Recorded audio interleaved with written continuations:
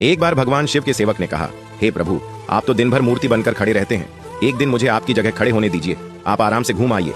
शिव जी मुस्कुराए और बोले, ठीक है, लेकिन एक शर्त है, मंदिर में जो भी आए और जो कुछ भी कहे तुम्हें बस सुनना है, जवाब नहीं देना है। सेवक ने शर्त मान ली और भगवान ने सेवक को अपने जैसा मूर्ति का रूप देकर मंदिर में खड़ा कर दिया ताकि वह बिल्कुल भगवान जैसा दिखाई दे।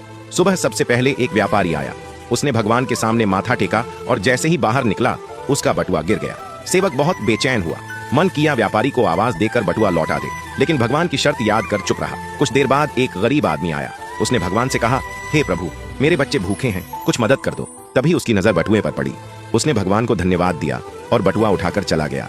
फिर एक नाविक आया और बोला, हे भगवान, मैं 15 दिन के समुद्री सफर पर जा रहा हूँ, कृपा करना।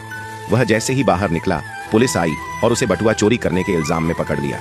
यह देखकर सेवक खुद को रोक न पाया और चिल्ला पड़ा, यह गलत है, बटुआ तो उस गरीब ने उठाया था, इसे छोड़ो और उस गरीब को पकड़ो।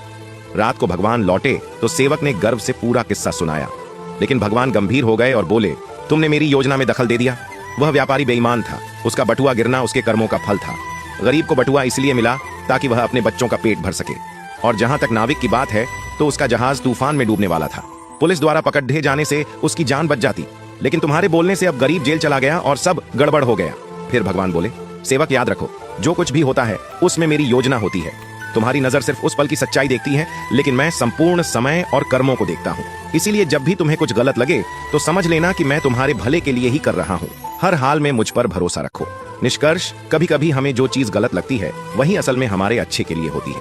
भगवान की योजना हमेशा हमारी सोच से बड़ी और गहरी होती है, इसलिए हर हालात में भगवान पर भरोसा बनाए रखना चाहिए, क्योंकि जो भी होता है वह हमारे अच्छे के लिए ही होता है। बात से सहमत है तो यस जरूर लिखें और इसी तरह की कहानियों के लिए हमारे साथ जुड़े रहिए।